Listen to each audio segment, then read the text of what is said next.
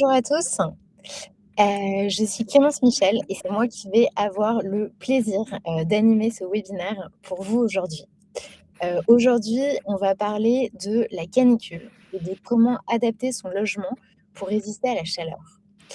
Qui sommes-nous et pourquoi est-ce qu'on fait ce webinaire? Chez ETAC, on est un bureau d'études thermiques et notre objectif, c'est de faire en sorte que nos clients soient confortables, chez eux d'un point de vue thermique. Jusqu'à présent, enfin jusqu'à il y a quelques années, quand on venait nous voir, c'était surtout pour parler de confort, d'hiver. Le sujet, c'était comment se sentir, bien, chez soi, comment faire des économies d'énergie et comment, réduire ses factures. Et en fait, depuis quelques années, avec le réchauffement climatique, Heu, il y a eu de plus en plus de canicules et de plus en plus, c'est le sujet du confort d'été, qui est, enfin, on venait nous voir pour ça et donc on a musclé notre expertise, pour, comprendre, quelles étaient les préconisations qu'on pouvait faire à nos clients pour qu'ils soient mieux, chez eux l'été. Et on est même allé, jusqu'à, comment? Pousser une thèse, chez, Itac pour, vraiment être au plus proche de, la science, et de l'approche scientifique qui caractérise ce qu'on fait. Et donc c'est Walter Le Goès, qui est avec nous, aujourd'hui, qui est notre responsable scientifique et c'est lui, qui est également notre thésard. Bonjour Walter. Bonjour Clémence. Est-ce que tu pourrais nous dire, un petit mot sur ta thèse, s'il te plaît? Oui, avec plaisir. L'idée de la thèse, c'est vraiment de venir chercher quels sont les paramètres du confort thermique, donc pas de juste la température intérieure. J'ai vu par exemple Hélène dans les commentaires qui dit qu'elle a un DPE A et pourtant qu'il faisait très chaud chez elle. Mais c'est typiquement le sujet de comprendre pourquoi on peut avoir un DPE A et avoir chaud et comment en fait on vient modifier les préconisations de travaux pour corriger tout cela. Ça marche. Merci beaucoup Walter et du coup, donc l'objet de ce webinaire, ça va vraiment être de, démocratiser, notre, savoir sur le sujet. Donc au sommaire, on va voir, d'où vient la chaleur au sein de vos logements et qu'est-ce qu'on peut faire, pour lutter contre cette chaleur, d'un point de vue comportemental, uniquement en adoptant les bons comportements, avec, des travaux, et à l'échelle de sa copro quand on est, au sein d'un appartement. On verra ensuite comment Itac peut vous accompagner sur ces sujets et enfin, il y aura un temps de questions-réponses. Néanmoins, si vous avez des questions, n'hésitez pas à les poser en direct dans le chat. On essaiera, de les prendre et d'y répondre au fur et à mesure et si jamais on n'a pas le temps d'y répondre et du coup, il y aura ce temps dédié à la fin. Et du coup, je vous propose qu'on démarre avec la première partie. D'où vient la chaleur, dans votre logement ou petit précis de physique, pour les nuls? Je précise juste avant qu'on démarre, vraiment l'objet de ce webinaire, c'est de vous donner, une approche scientifique, des bons gestes à adopter, et surtout le plus actionnable possible.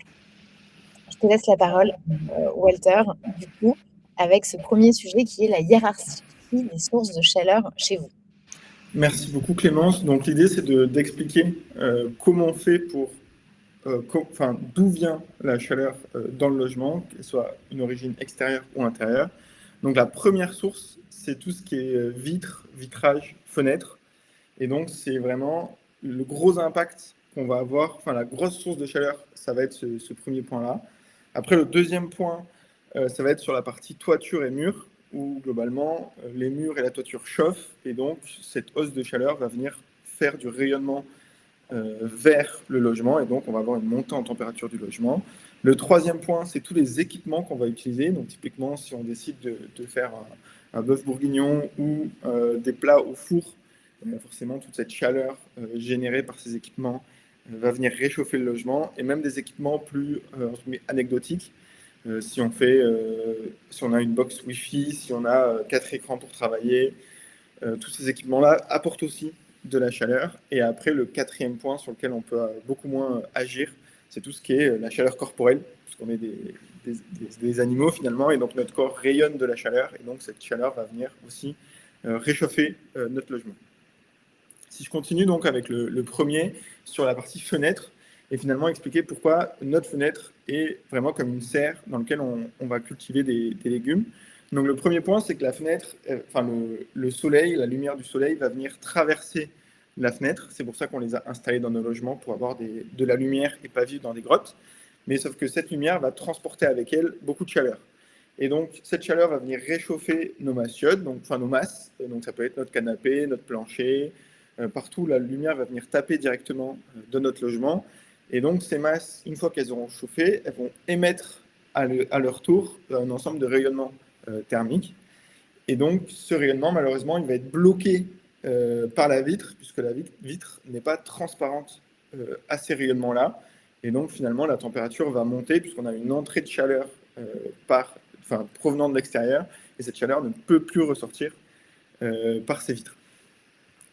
Et donc, c'est vraiment comme une serre, comme le changement climatique, c'est exactement les mêmes phénomènes, mais qui cette fois-ci s'appliquent dans notre logement. Si je continue avec la toiture, sauf si Clémence, peut-être tu as une question. Non, j'avais pas une question. Oui, c'est que sur en effet, donc il y avait le sujet de la toiture et sur ce sujet, on a repris l'exemple de, Yann Barthès. Je ne sais pas si vous avez suivi. Donc Yann Barthès, c'est, l'animateur de l'émission, Quotidien, et qui a eu une phrase, malheureuse et qui a fait un scandale un peu dans les médias. En gros, il expliquait que tout le monde souffre également de la chaleur. Bernard Arnault, nos ministres, on est tous logés à la même enseigne. Enfin non, il y a ceux qui vivent sous le toit et ils le précisent et ils se sentent autorisés à parler plus fort car j'habite sous les toits mais tout le monde s'en fout. Tout le monde s'en fout, c'est ce que disait Yann Barthès. Voilà, et du coup, en fait, d'un point de vue d'un thermicien, son assertion est extrêmement fausse. Donc, on voulait revenir dessus. Walter, je te laisse expliquer. Merci beaucoup. Donc, on va prendre l'exemple d'un toit le plus défavorable. Donc, imaginons un toit ardoise, donc très foncé, gris très foncé, voire même noir. Et donc, toute cette structure va absorber la chaleur, puisque la lumière ne pourra pas être réfléchie vers l'extérieur. Donc, on va avoir une très grosse montée en température. Donc, on peut très facilement atteindre les 70-80 degrés de température en toiture.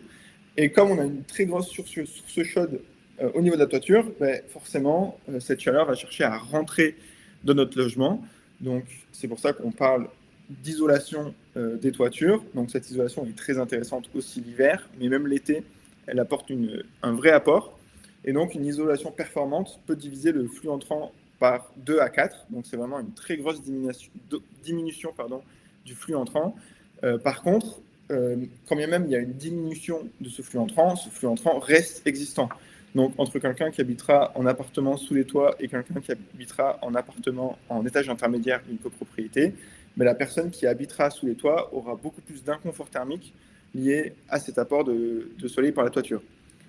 Ok, donc en fait, si je comprends bien, vivre sous une toiture pas isolée, c'est carrément dangereux.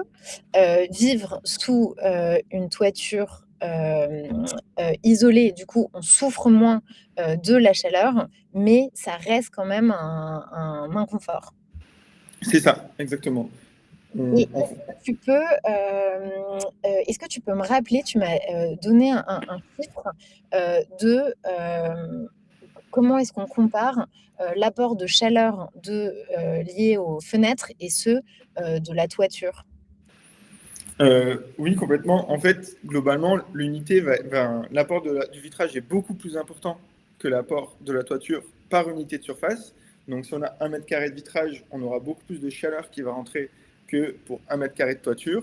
Le seul problème, c'est que la toiture a une surface beaucoup plus grande qu'on a de vitres dans notre logement. Donc, par exemple, si on imagine un rampant au dernier étage d'une maison, on peut avoir de l'ordre de 2-3 mètres carrés de vitrage, et par contre, on peut avoir de l'ordre de 80 mètres carrés de toiture. Et donc, en fonction des situations, la toiture peut avoir un impact plus important que le vitrage, quand bien même dans le vitrage, on n'aurait pas de protection solaire, on aurait tout ce qu'il faut ne pas avoir pour limiter le flux d'air entrant.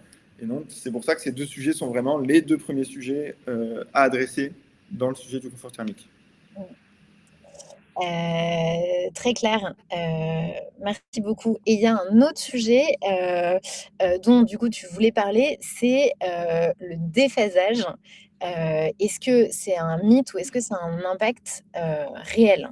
Mais du coup, ça vaudrait le coup que tu commences par nous expliquer ce qu'est le déphasage. Mmh. Tout à fait, j'ai voulu en parler parce que dès qu'on essaye de se renseigner sur Internet, en regardant des vidéos, des articles ou quoi, on tombe beaucoup sur ce terme-là, encore plus côté confort d'été. Donc la théorie derrière le déphasage, c'est de regarder le temps d'écart entre le moment où la chaleur vient frapper notre mur, notre toiture, principalement ces deux-là, et le moment où cette chaleur va réussir à rentrer dans le logement. Donc c'est vraiment, en fait, on a les courbes de température qui sont décalées dans le temps, avec un pic de puissance solaire autour des 14 heures et un pic de puissance si on a entre guillemets un bon déphasage qui peut aller jusqu'à 20 heures, 21 heures, 22 heures.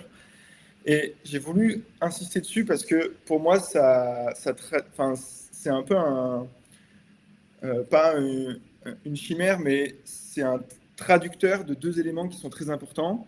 Donc le premier élément qui est important, ça va être l'isolation. Donc quelle que soit la qualité côté déphasage de notre isolation, plus notre isolation est bonne, plus la chaleur aura du mal à rentrer dans le logement. Et donc je préfère côté isolation, je préfère avoir quelque chose de 2 fois plus performant avec un isolant qui a une mauvaise performance de déphasage que l'inverse, avoir une très bonne performance de déphasage, mais quelque chose qui n'est pas isolant. Et le deuxième sujet qui vient se coller à cette thématique d'isolation, c'est la notion d'inertie.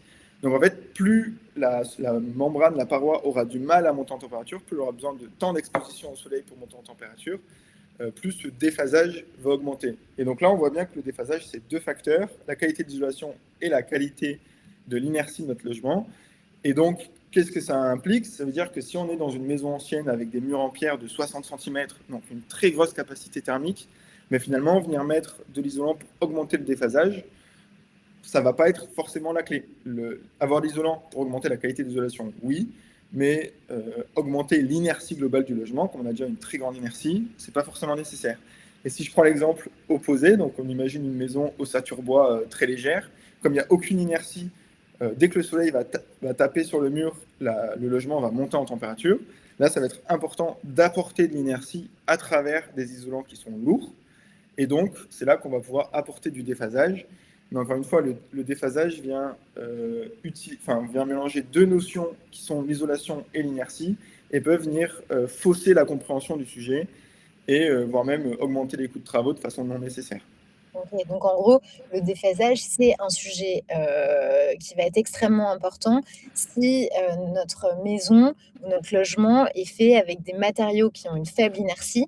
Mais en revanche, si, c'est avec des matériaux qui ont déjà une forte inertie, le déphasage dans ces cas-là, c'est un peu un mythe et c'est pas forcément ça le sujet de préoccupation principal.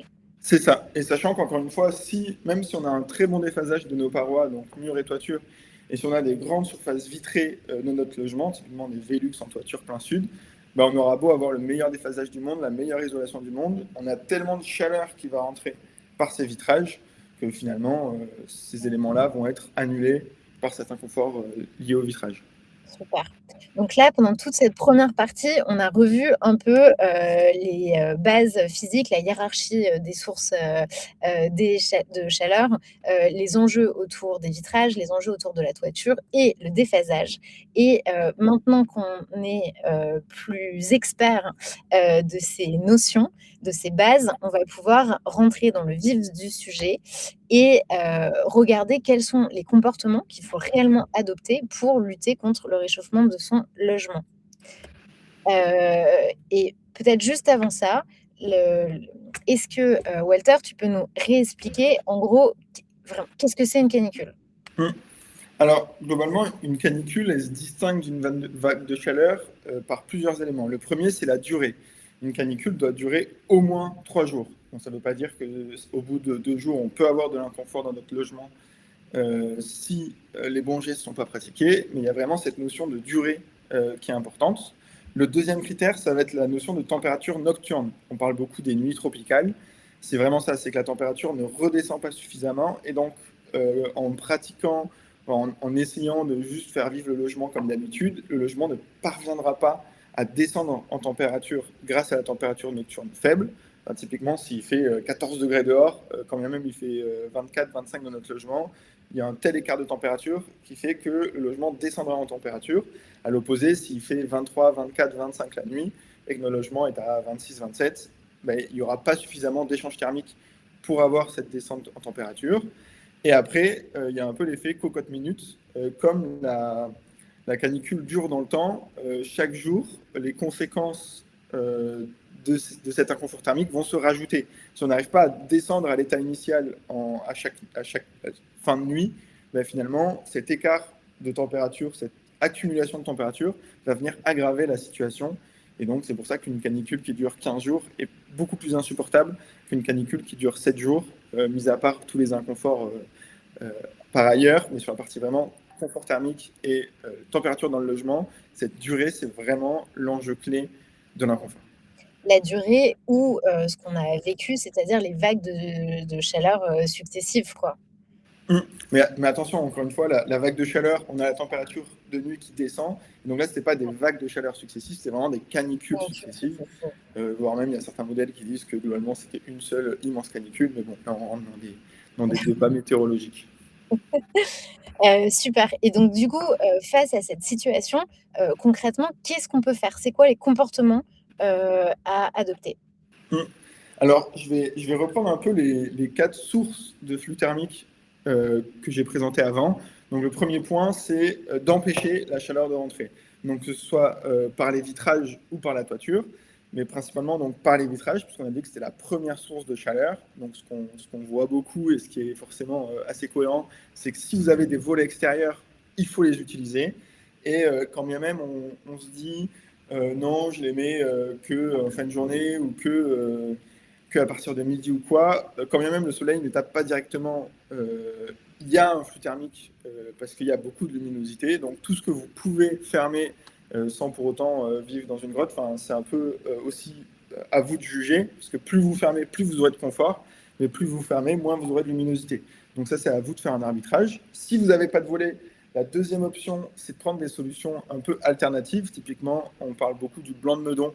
Donc, c'est une espèce de craie qu'on vient étaler avec de l'eau sur le vitrage. Et donc, il y a le même effet, finalement, un peu moins efficace qu'un volet, mais il vient empêcher la lumière de rentrer. Et si vous ne pouvez rien faire de tout ça, imaginons que vous êtes dans une tour au 20e étage, vous n'avez pas accès à vos vitres. Mais là, vous pouvez mettre des éléments intérieurs pour refléter la lumière du soleil. Donc, typiquement, des volets épais, blancs. Certes, la chaleur sera un peu rentrée dans le logement, mais elle sera, entre guillemets, invitée rapidement à ressortir parce que le volet est blanc. Donc ça, c'est pour le premier point, pour empêcher la chaleur de rentrer. Le deuxième point, c'est d'éviter d'en créer. Donc, tous les appareils qui génèrent beaucoup de chaleur, donc forcément, on pense à la bouilloire, au grille-pain, au four, que j'ai déjà mentionné avant, mais aussi beaucoup d'appareils qui peuvent être en veille et consommer des petites puissances qui viennent s'accumuler. On a le chauffe-eau qui consomme de la chaleur et qui en rayonne dans le logement. On a la box, enfin le boîtier internet, on a les ordinateurs, on peut avoir plein de petits éléments qui, quand on s'additionne bout à bout, on peut avoir 100, 200 watts, 300 watts qui s'additionnent.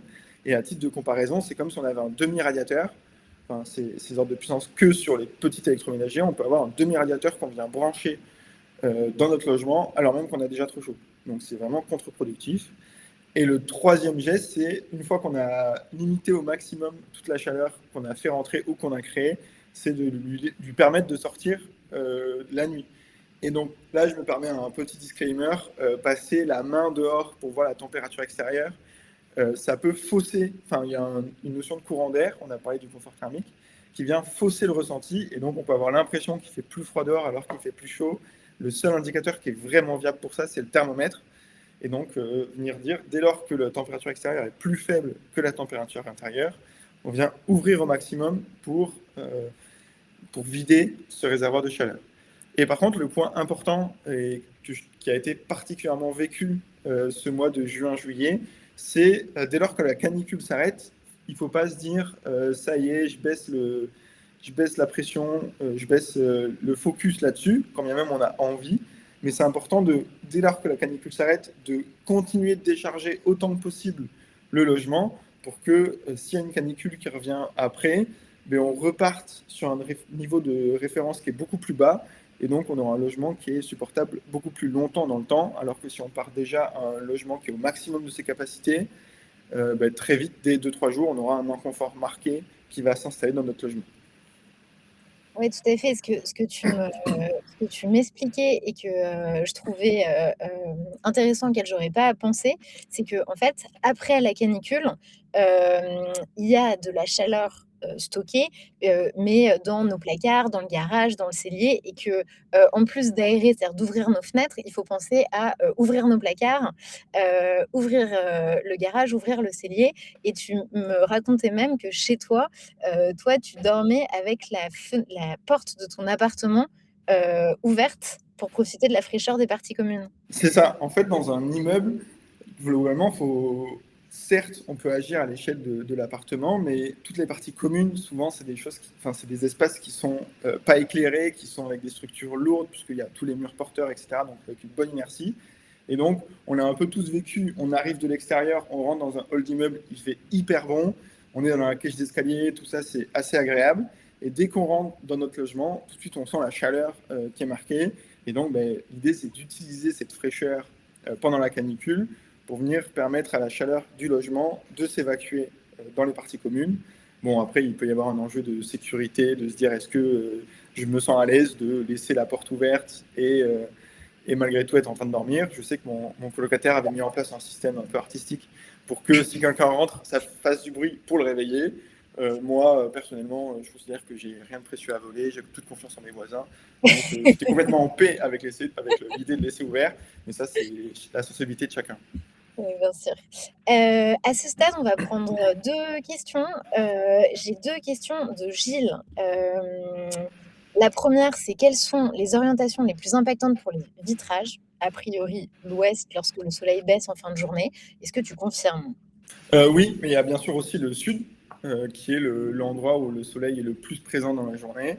Mmh. Et après, il y a toute la notion, enfin la différence, donc ça c'est un peu moins orientation nord, sud, est, ouest, c'est plus l'orientation, la verticalité, là où les Velux ont les fenêtres de toit ont une quasi-perpendicularité avec les rayons du soleil, donc beaucoup plus de flux de chaleur entrant, là où les vitrages verticaux, les baies vitrées et autres, sont un peu moins perpendiculaires, donc on aura un peu moins de soleil qui va rentrer par ces orientations-là. OK. Donc, du coup, en priorité, les Velux, ensuite, les vitrages au sud et enfin les vitrages à l'ouest? Sud et ouest, globalement, les deux sont adressés de la même façon. OK. 2e question toujours, de Gilles. Quel est l'impact de la VMC qui aspire l'air chaud extérieur et l'injecte dans le logement? C'est un vrai sujet. Typiquement, si on a une grosse ventilation, une ventilation qui n'est pas contrôlée, elle aspire l'air frais du logement et donc comme il y a une dépression dans le logement, l'air chaud va réussir à rentrer. Pour autant, éteindre sa VMC, c'est potentiellement dangereux. Ça demande quand même une réflexion et un sérieux dans la mise en pratique parce que l'humain, par ses activités, crée de l'humidité. Ne serait-ce que la transpiration, la respiration crée de l'humidité. Et donc, couper la VMC, ce serait quelque chose à faire avec vraiment beaucoup de parcimonie et beaucoup de réflexion. Mais pour autant, c'est complètement vrai que la VMC fait rentrer de la chaleur par l'air chaud extérieur. Alors quand tu dis que c'est dangereux, est-ce que si on la coupe le temps d'une canicule, donc à savoir minimum 3 jours, est-ce que ça peut être dangereux au bout de 3 jours ou est-ce que ça devient dangereux si, si ça dure plus longtemps? Et quand tu dis dangereux, est-ce que c'est dangereux pour le logement, parce que du coup avec l'humidité il va se dégrader ou est-ce que c'est dangereux pour les humains? J'ai envie de dire oui à tout. Donc on peut typiquement la couper en journée à l'échelle de la journée, c'est OK. Et je sais qu'on a un certain nombre de thermiciens qui s'amusent à scotcher leurs entrées d'air pour empêcher l'air chaud extérieur de rentrer. Mais typiquement la nuit, ça vaut le coup de malgré tout la faire redémarrer, pardon. Après, pour ce qui est de la dangerosité et des risques, donc il y a un risque. Le premier, c'est pour le logement. S'il y a beaucoup d'humidité dans le logement, typiquement, on va voir apparaître des pathologies, des moisissures, etc. Et après aussi, à l'échelle de l'individu, plus l'air est chargé en eau, plus l'individu aura du mal à se refroidir, donc par la transpiration, l'évaporation et autres. Donc dans un premier temps, ça va apporter de l'inconfort. C'est pour ça qu'on dit que l'air humide est lourd, il est désagréable, etc. Donc c'est vraiment cette notion-là qui va venir impacter. Et après, dans des cas extrêmes, Oui, si on a beaucoup d'humidité, beaucoup de chaleur, on rentre dans des conditions limites d'habitabilité, où là, on se met à risque fort. Mais c'est vraiment des cas extrêmes où, normalement, dans ces cas-là, tant pis, on ouvre et enfin, il faut sauver ce qu'il faut, quoi. OK. Très clair, merci pour ta réponse. Du coup, on va passer à, la troisième partie de ce webinaire. On a vu donc les comportements adoptés et maintenant mais les comportements ne, peuvent pas, suffire, à eux tout seuls et donc il y a, de nombreux cas dans lesquels, il faut certes continuer à adopter ces, comportements, mais réfléchir du point de vue de la structure du logement et donc de penser à faire des travaux. Donc on va regarder les différents leviers qu'on a avec les travaux et on va démarrer par, le levier numéro 1, la protection, solaire extérieure. En fait, je me permets de rajouter un point. Quels que soient les travaux qu'on fait, si on n'adopte pas les bons gestes, donc typiquement si on laisse ces volets ouverts, on aura beau installer des volets, s'ils ne sont pas utilisés, ça ne servira à rien.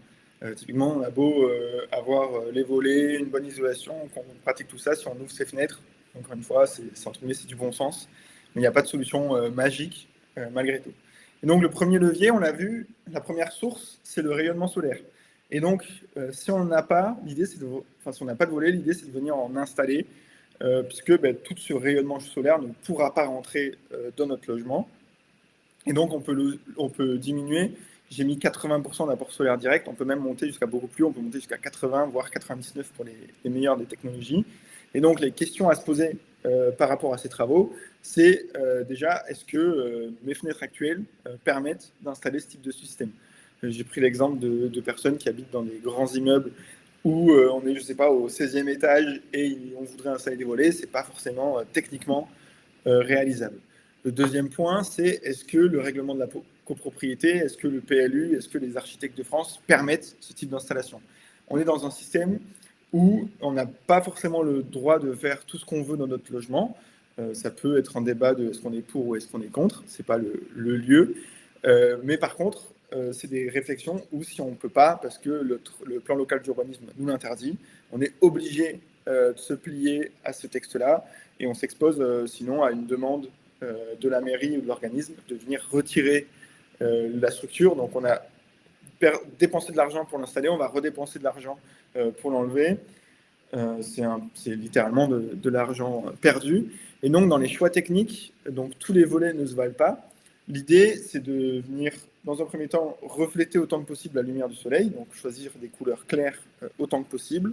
Après, choisir des matériaux qui ne montent pas en température. Donc typiquement, des volets métalliques vont venir chauffer beaucoup plus que des volets plastiques. Et après, le dernier point, c'est à quel point le volet va permettre d'empêcher l'entrée de la luminosité. Et donc, il y a des volets qui sont très ajourés. Et donc, forcément, il y a beaucoup de luminosité qui rentre, voire même parfois du rayonnement direct du soleil, donc beaucoup plus riche en chaleur, qui va pouvoir rentrer. Et à l'opposé, on a des volets, comme sur la photo la plus à droite, qui peuvent, en étant fermés, vraiment bien couper l'entrée de lumière, à tel point que c'est potentiellement trop sombre pour être confortable dans son logement. Super. On va passer du coup au levier, numéro 2, l'isolation, des combles ou des toits. Donc là, c'est un levier qui a des coûts d'installation plus élevés. Par contre, l'avantage, c'est qu'on a deux effets intéressants. À la fois, on a évoqué le confort d'été, où la chaleur aura beaucoup plus de mal à rentrer dans notre logement par ces systèmes-là, puisque la toiture restera chaude. On ne pourra pas faire énormément de choses dessus. Enfin, il y a des technologies qui existent pour peindre en blanc, etc. Mais là, on a souvent des contraintes PLU pour eux aussi. Et donc, l'idée, c'est qu'on va venir limiter, en augmentant l'isolation, l'entrée du soleil. Donc là, j'ai mis une image de comble qui a l'avantage de faire un espace tampon, mais quand bien même on aurait notre logement qui est sous des rampants, on a intérêt à venir mettre de l'isolation. Et l'autre avantage de l'isolation, c'est aussi confort d'hiver. L'isolation, l'hiver, c'est de l'ordre de 30% de nos déperditions énergétiques. Et donc, si on peut venir couper ces déperditions-là, ce sera aussi du confort thermique d'hiver, de la réduction de coûts de facture aussi l'hiver. Et donc, c'est vraiment des travaux qui ont ces deux avantages-là. Et donc les questions, c'est quel type de comble j'ai, quels sont, par rapport à la toiture, est-ce que ça peut supporter le poids de l'isolation, puisque forcément l'isolation a un poids malgré tout. Est-ce qu'elle doit être refaite bientôt? Auquel cas, ça peut être l'occasion de faire d'une pierre deux coups. Et aussi, quelle est ma situation en termes d'isolant actuel? On a comparé à avoir aucune isolation, mais si on a déjà des épaisseurs de 20, 24, 25 cm, ça c'est pas forcément rentable en termes d'apport énergétique de venir rajouter un isolant. Enfin, c'est toujours bénéfique, mais par rapport au coût d'installation, c'est des réflexions à avoir qui sont pas forcément évidentes. Ouais, merci beaucoup pour, ces précisions et en effet voilà la réflexion peut être plus complexe, qu'il n'y paraît. Il faut bien prendre en compte, l'existant. Le levier numéro 3, ce sont les brasseurs d'air. Est-ce que tu peux nous expliquer ce que c'est un brasseur d'air? Donc un brasseur d'or, on a souvent une image, enfin on arrive assez bien à se représenter à travers les fictions, les films, etc. C'est donc ces espèces, enfin ces pales qui tournent au plafond. Donc moi j'ai un peu l'image d'un restaurant type américain des années 60-70 avec des grosses pales qui tournent. Enfin, dans mon imaginaire, c'est vraiment ça un brasseur d'air. En fait, l'idée du brasseur d'air, c'est de venir homogénéiser la température du logement, enfin, à minima de la pièce, et aussi de venir créer un courant d'air qui va venir faciliter le refroidissement corporel. Parce que comment on refroidit le corps? En fait, quand on a trop chaud, on va avoir la transpiration, mais la transpiration en tant que telle ne refroidit pas notre corps. C'est vraiment l'évaporation de cette chaleur où, pour s'évaporer, l'eau va venir prendre de la température de notre corps et passer en phase gazeuse, donc dans l'air. Et donc, cette chaleur qu'elle va prendre à notre corps, ça va nous apporter cette sensation de refroidissement. Et tout comme quand on met notre linge à sécher dehors avec du vent, il va sécher beaucoup plus vite que quand il est en intérieur avec de l'air cloisonné. Mais là, on va avoir exactement le même effet. Avec le mouvement d'air créé par le brasseur d'air, notre évaporation va s'accélérer et notre confort thermique va aussi être amélioré. Et donc, les études montrent qu'on peut avoir 3-4 degrés de température ressentie en moins grâce à ces systèmes. Donc, typiquement, si on a des logements qui montent à 30 degrés, donc c'est vraiment des logements désagréables l'été, cette simple installation d'un brasseur d'air nous fait rentrer dans 26-27 degrés, qui est la limite haute de ce qu'on considère comme acceptable en température d'été. Et l'avantage, c'est que ça consomme très peu. On a parlé de l'impact des consommations électriques. Et aussi, le coût d'installation est très faible, parce que si on accepte, dans le pire des cas, d'avoir un câble électrique apparent, en fait, c'est juste le prix de l'appareil plus une intervention rapide de l'électricien. Et donc, on peut vraiment avoir des pratiques rapides, là où l'isolation du toit, c'est vraiment des travaux lourds. Là, si on se dit, mon logement était vraiment invivable, je veux anticiper quelque chose au mois d'août potentiel, mais en fait, on a le temps, l'intervention est suffisamment légère pour qu'on ait le temps d'agir d'ici l'éventuelle prochaine canicule.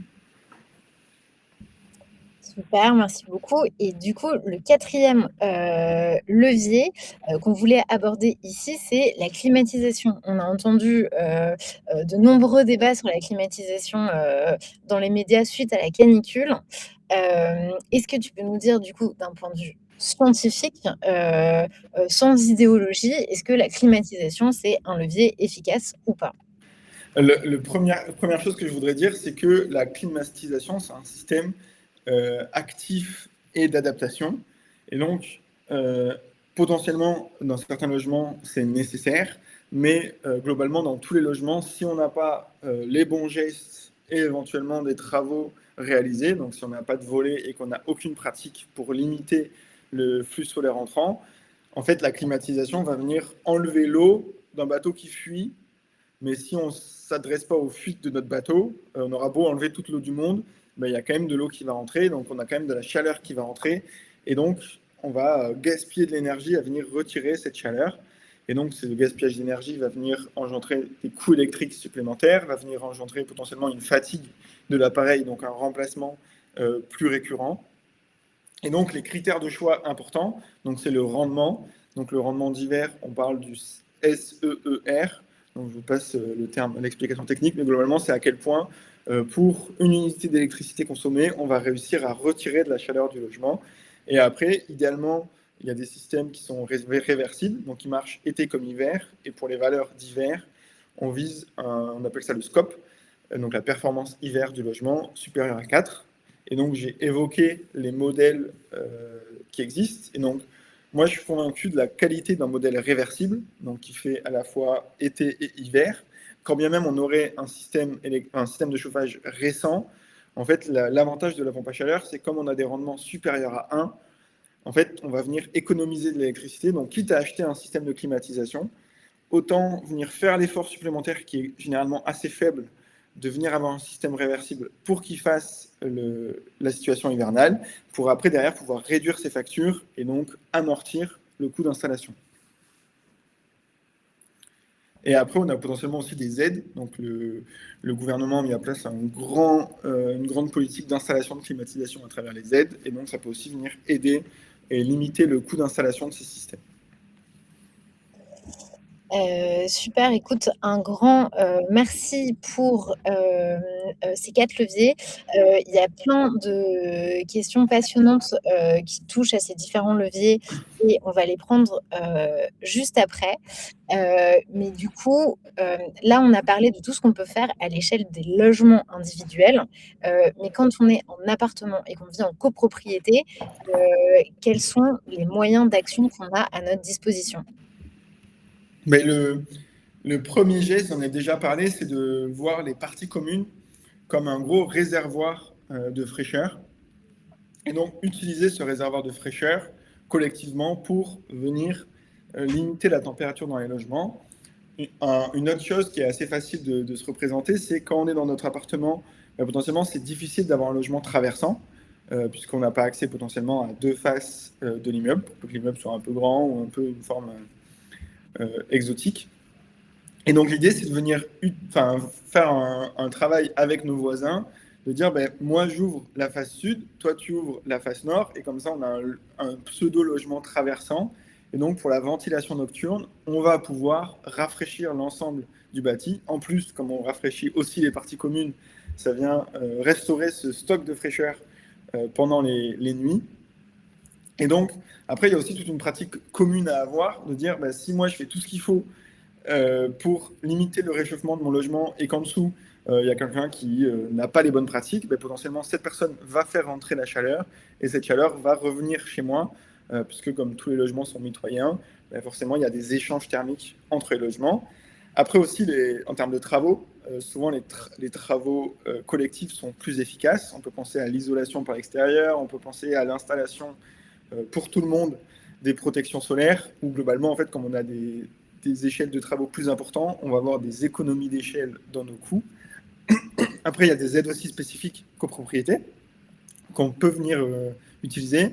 Et après, il y a toute la partie communication en interne de comment collectivement on met en place les bonnes pratiques, comment si on décide de tous ouvrir nos fenêtres la nuit, nos portes la nuit, on essaye aussi de créer un écosystème qui nous permet d'avoir de la sécurité. Par exemple, si on se dit à l'échelle de la copropriété, moi je me sens en sécurité avec mes voisins, mais à l'échelle de l'extérieur, j'ai peur qu'il y ait des gens qui rentrent. On peut peut-être réfléchir à des pratiques qui disent on empêche les gens de rentrer. Par contre, à l'échelle de la copropriété, on permet les échanges d'air dans nos logements.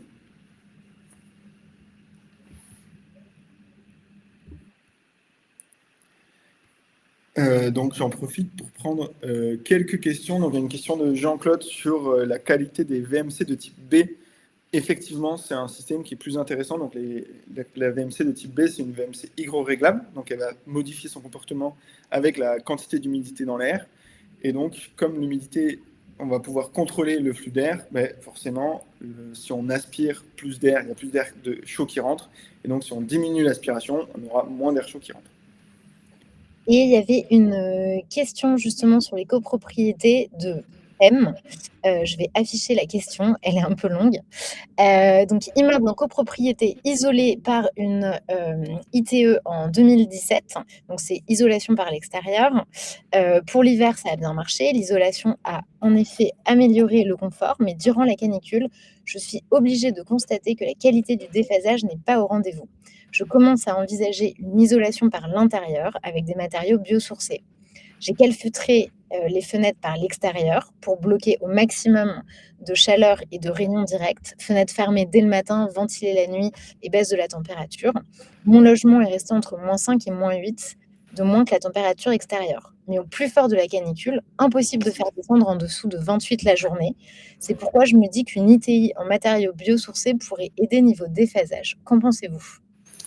Euh, il y a beaucoup d'éléments qui sont intéressants dans cette question. Le premier sur la partie ITI et déphasage. Comme je l'expliquais avant, le déphasage, il y a deux éléments qui sont importants. C'est la qualité de l'isolation. Donc en venant améliorer la qualité d'isolation, vous allez pouvoir potentiellement réduire les flux de chaleur. Et le deuxième point, c'est l'inertie. Si votre mur est trop léger, vous n'avez pas assez d'inertie et donc il va monter en température et rayonner de la chaleur par l'intérieur. Donc ayant déjà fait une ITE, on peut supposer que la qualité de l'isolation est bonne, d'autant plus l'ITE était récente puisqu'elle a un peu moins de 10 ans. En plus, l'avantage de l'ITE, c'est qu'elle apporte l'inertie dans le logement. Donc, je ne vais pas rentrer trop dans les détails, mais d'abord, on freine le flux de chaleur et après, on a un stockage de chaleur. C'est mieux ça que l'inverse, parce que comme ça, il y a moins de chaleur qui rentre. Et sinon, après, si la qualité du confort thermique n'est pas au rendez-vous, ça peut être aussi des discussions liées aux pratiques des voisins. Encore une fois, on est en copropriété, donc si nos voisins sont moins rigoureux que vous, potentiellement, ils vont faire rentrer de la chaleur. Et après, il faut savoir que dans nos recommandations, par exemple pour la clim, moi je considère que c'est pas nécessaire, ou en tout cas c'est déconseillé d'avoir plus de 8 degrés d'écart entre la température extérieure et la température intérieure, même avec une clim. Et donc finalement, votre performance est entre guillemets pas trop mauvaise. Et sachant que la limite de confort l'été, c'est 27-28 degrés, donc j'ai l'impression que vous n'êtes pas trop loin. Donc moi, j'irais plutôt explorer les comportements des autres plutôt que venir rajouter encore de l'isolation, sachant en tout cas, ça peut se faire en deux temps. D'abord, venir explorer les comportements des uns des autres, et après, si vraiment vous ne pouvez plus rien faire de ce côté-là et tout le monde est vertueux, là, potentiellement venir ajouter de l'ITI, mais en termes de coût et en termes de durée aussi de travaux, je pense que c'est la meilleure chronologie à respecter. Merci Walter pour cette réponse. On repasse là plutôt sur les logements individuels avec une question de Laurence. Lorsqu'on utilise un isolant multicouche en complément de laine de verre, comment s'assurer que la pose est bien faite avec deux laines d'air qui permettent d'arriver à un coefficient supérieur à 6? Cette question, elle n'est pas hyper claire, mais globalement, j'imagine que vous mettez deux isolants successifs et le but, c'est d'additionner les résistances thermiques de ces deux isolants. Donc, pour assurer la qualité de la pose, là, globalement, ça va être un travail à faire avec les artisans qui réalisent ces travaux. Mais il faut savoir que les isolants multicouches, c'est mes convictions, souvent, ils sont dans l'imaginaire collectif, ils sont beaucoup plus performants que ce qu'ils ne sont réellement. Ils ont l'avantage, malgré tout, d'être brillants côté extérieur. Et donc, si on a un flux direct de lumière, de venir le réfléchir et donc de réduire l'apport thermique. Mais ici, vous avez déjà un isolant entre guillemets occultant, donc vous avez plus ces flux thermiques. Et donc, globalement, pour moi, en termes vraiment de pose, les enjeux ne sont pas énormes, puisque l'air, en fonction de l'épaisseur de l'âme d'air, l'air n'est pas isolant si l'épaisseur est suffisamment suffisante, suffisamment grande. Et donc, la clé, c'est plus de bien positionner l'un par rapport à l'autre en termes d'étanchéité à l'air, plutôt qu'en termes d'épaisseur d'air stricto sensu. Très clair. Et on va prendre une dernière question. C'est une question de Camille qui a une maison individuelle avec un DPE B qui a été fait grâce à une isolation par l'extérieur avec des combles isolés avec de la laine de verre 30 centimètres. Mais il fait quand même très chaud au dernier étage. Que faire? Donc déjà, en premier temps, je voudrais parler du DPE. Donc le DPE, c'est le diagnostic de performance énergétique que j'imagine vous connaissez tous. Et donc le gros problème de cette méthodologie et de cet outil, c'est qu'il a été conçu pour quantifier le confort d'hiver et donc la dépense énergétique pour chauffer le logement. Mais côté confort d'été, il n'y a pas grand-chose, si ce n'est un émoticône. Donc pas content, neutre ou content, de la qualité des pratiques en termes de confort d'été. Et donc, c'est un mauvais proxy du confort thermique estival. Par contre, les combles d'isolation, elle me paraît excellente, puisqu'il y a quand même une très bonne épaisseur. En fonction des types de toitures, potentiellement, vous n'avez pas assez d'inertie. C'est pour ça que souvent, on parle plus de déphasage, donc d'inertie en isolation de toiture. Par contre, typiquement, là, vous n'allez pas refaire des travaux, j'imagine. Et donc, l'idée, c'est plus la surventilation nocturne, venir apporter des éléments qui apportent de l'inertie dans le logement. Donc, ça peut être un peu contre-intuitif, mais changer le canapé ou venir mettre un canapé chaud en haut peut venir apporter de l'inertie dans le logement et donc mettre plus de temps à chauffer. Et après, le gros enjeu, c'est s'il n'y a plus d'apport solaire de l'extérieur, donc les vitres sont bien calfeutrées, l'isolation est bonne, ce qui a l'air d'être le cas, ben, c'est plus garantir que vous ne générez pas de chaleur plus que nécessaire. Et après, la surventilation nocturne, de comment on vient évacuer toute cette chaleur accumulée la journée qu'on évacue pendant la nuit. Merci beaucoup, Walter. On va passer à la dernière partie, du coup, qui est comment ITAC vous accompagne sur le sujet du confort d'été. Alors, comment ça fonctionne? En gros, quand vous avez un besoin, on va s'adapter à votre besoin. Mais qu'est-ce qu'on va faire systématiquement? On va systématiquement envoyer un ingénieur thermicien, un ou une ingénieur thermicien ou thermicienne, qui va venir se déplacer chez vous pour venir analyser votre logement ou votre copropriété. On travaille sur ces deux échelles et pour vraiment comprendre vos points d'inconfort et le projet, c'est-à-dire vous, ce que vous voulez faire. Ensuite, si besoin, on va faire une simulation thermique. Qu'est-ce que c'est? Ça veut dire qu'on va modéliser votre logement ou votre copropriété et on va, pour être en mesure de vous dire précisément, selon les travaux que vous mettez en place, quelle température vous pouvez avoir au sein de votre logement. Et ensuite, suite à ça, on va vous faire des préconisations de scénarios de travaux qui, du coup, vont vraiment être sur mesure, adaptés à votre besoin. Et on va vous fournir ça avec une estimation budgétaire, du coup, de ces travaux. Et enfin, on va vous aider à aller chercher les financements quand c'est possible, donc la subvention MaPrimeRénov' ou les éco PTZ, avec juste le petit warning qu'aujourd'hui, il n'y a pas de subvention MaPrimeRénov' uniquement pour le confort d'été. Ça va être si vous faites des travaux qui embarquent confort d'hiver et confort d'été et qui améliorent votre DPE. Sans ça, si c'est uniquement du confort d'été et qu'il y a du coup pas d'impact sur le DPE, il n'y a pas de financement, de subvention possible, mais il va quand même pouvoir avoir des prêts de possibles. Voilà, j'espère que c'est clair. J'espère que vous avez appris plein de choses avec ce webinaire.